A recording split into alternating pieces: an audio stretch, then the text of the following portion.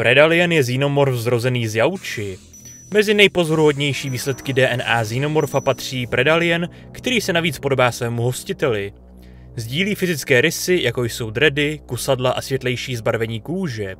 Jsou to smrtící bojovníci, u nichž je často viděno, že mají sílu daleko převyšující xenomorfy zrozené z lidí díky větší fyzické zdatnosti jejich hostitelů, což je vlastnost, kterou Predalien následně zdědí a vylepší.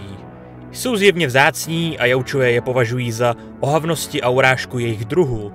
Predalien je pozoruhodný tím, že je jedinou xenomorfní kastou vytvořenou v rozšířeném vesmíru, která následně přešla do oficiální filmové franšízy a poprvé se objevila na obrazovce ve formě chestbustera na konci filmu Vetřelec vs. Predator. Dospělá bytost byla poté viděna ve filmu Aliens vs. Predator 2.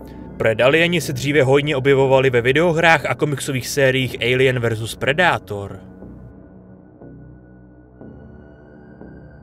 I když se fyzická podoba Predaliena během mnoha jeho vystoupení značně lišila, co se týče jeho klasického vzhledu, je objemnější, těžce stavěný xenomorfní válečník s několika rysy převzatých z jeho hostitele Yautji, zejména úponky připomínající dredy na hlavě, která je méně protáhlá než u typického xenomorfa a má podobné kusadla kolem úst. Je známo, že dredy Yautjů jsou smyslové orgány podobné vousům a pomáhají s rovnováhou a reflexi. Predalieni je mohou používat podobně, protože jsou všestrannější a obratnější než Pretorián, xenomorf podobné velikosti. Občas plní podobnou funkci úlu. Zdá se, že kusadla fungují jako další zbraně, jsou dokonce součástí během fáze chestbustera.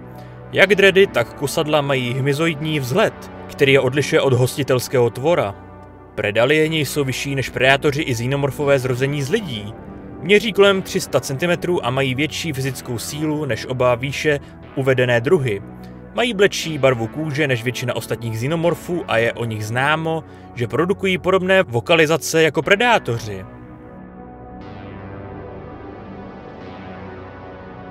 Predalien typu Warrior nebo Dron je nejběžnějším pozorovaným typem Predaliena. Stejně jako xenomorfové zrození z lidí jsou fyzicky lepší než jejich hostitelé. Predalieni jsou typicky fyzicky silnější než Yautjové a vyžadovalo by to velmi zkušeného a dobře vyzbrojeného Yautju, aby měl šanci. Predalieni si obvykle berou na sebe dredy svých hostitelů. Původně to nebylo vysvětleno kvůli nedostatku znalostí o biologii Yautjů, ale s informacemi odhalujícími účel hostitelských dredů, že jde o smyslový orgán, je pravděpodobné, že tato začlenění dělá xenomorfa efektivnějším, co se týče přežívání. Přestože válečníci plní podobnou funkci jako droni zrození z lidí, mají pozoruhodnou tendenci lovit spíše samostatně než ve skupinách. Důvod je neznámý, nicméně je známo, že někteří lidmi splození droni hlídkují a loví sami. Predalieni typu Warrior mají často širší a kratší hlavy než standardní válečníci. Tyto hřebeny mohou být další zvláštností převzatou od Yautjů, kteří mají také chocholaté hlavy. Xenomorfové jsou známí tím, že přizpůsobují jak svá těla, tak chování v reakci na hrozby, a to podle instinktu. Jsou-li přítomní Yautjové, královny se často snaží udělat z nich hostitele, aby byl úl silný a schopný čelit jejich přítomnosti. Někteří Predalieni, jako například ti, kteří se nacházeli na LV-742, jsou královnou určeni pro překonání Yautjů. Jsou také jedním z druhů xenomorfů, který může těžit z cystické kyseliny. Byl pozorován pouze jeden pretoriánský Predalien, a to jednotlivec, který zaútočil na Gunnison v Kolorádu. Fyzicky se Warrior a Pretorián jeví mírně odlišně. Zejména tvar hlavy je více podobný tvaru hlavy typických Pretoriánů. Stejně jako standardní Pretorián, predalienští Pretoriáni fungují jako vůdci v nepřítomnosti své královny. Ukazují výrazný zájem o sklízení hostitelů, dokonce fyzicky zastaví ostatní xenomorfy v pokusu zabít potenciální hostitele.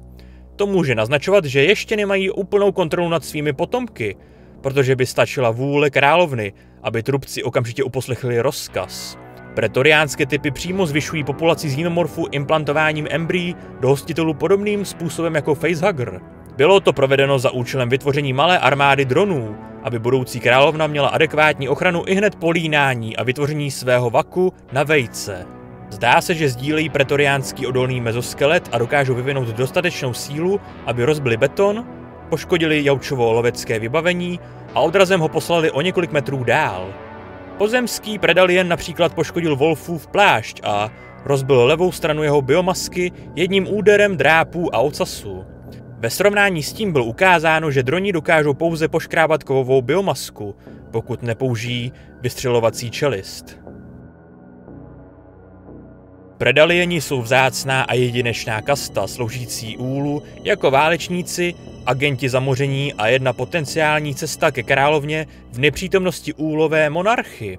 Zatímco standardní válečník je primární útočnou jednotkou úlu, xenomorfové zrození z jaučů jsou těžké útočné jednotky úlu s většíma rukama a delšími ocasy. Jsou schopni unést větší poškození než warrior a jsou odolnější vůči teplu, což je slabina sdílená s většinou ostatních xenomorfů. Jsou fyzicky silní jako pretoriáni, ale standardní Predalien nevydrží tolik poškození. Jsou však lepší než pretoriáni v hbitosti, ale dokážou skákat, šplhat po stěnách a pohybovat se skrze průduchy. Tvorové jsou neuvěřitelně silní a rychlí v bitvě. Kombinují bleskurychlé údery typické pro vetřelce s hrubou silou jauči, což z nich dělá smrtící protivníky dokonce i pro elitní predátory. Fyzicky jsou neuvěřitelně robustní, dokonce schopni přežít ponoření do magmatu na krátkou dobu.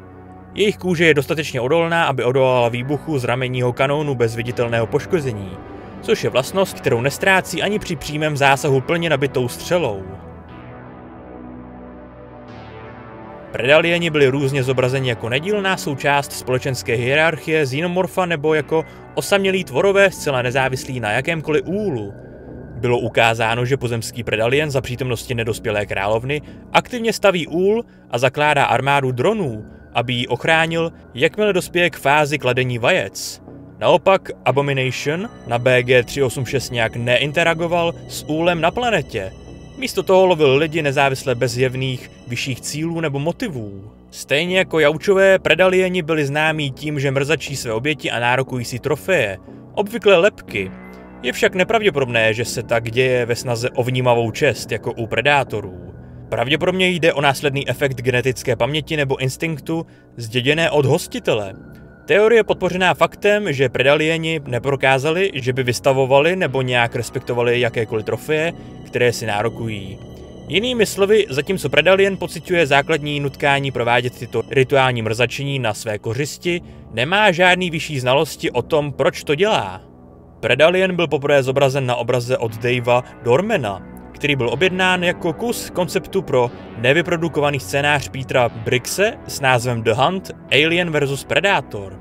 Tvor se následně objevil v komiksu Aliens vs Predator Duel, pokračování původní komiksové minisérie Aliens vs Predator a povídky Aliens vs Predator Blood Time.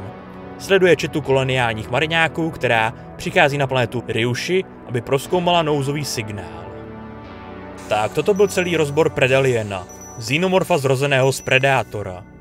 Jinak díky moc za sledování, za podporu ať už v podobě lajku, dislajku, odběru se zvonkem, komentáře, sdílení či finanční podpory na Patreonu, YouTube členství nebo donateu. Vpravo nahoře budete mít kartu k playlistu zahrnující videa z celé této série. V popisku pod videem máte odkazy na mé sociální sítě, kam denně dávám info o dalších videích, streamech a dalších zajímavých věciček. Ještě jednou díky moc, že mě sledujete, uvidíme se u dalších teorií, lóru nebo na nějakém livestreamu a do té doby dělejte to, co vás baví, bez ohledu na to, co vám kdo říká. A teď už speciální poděkování patronům na Patreonu a také YouTube členům, kteří podporují chod a nezávislou produkci tohoto kanálu. Mějte se a někdy příště.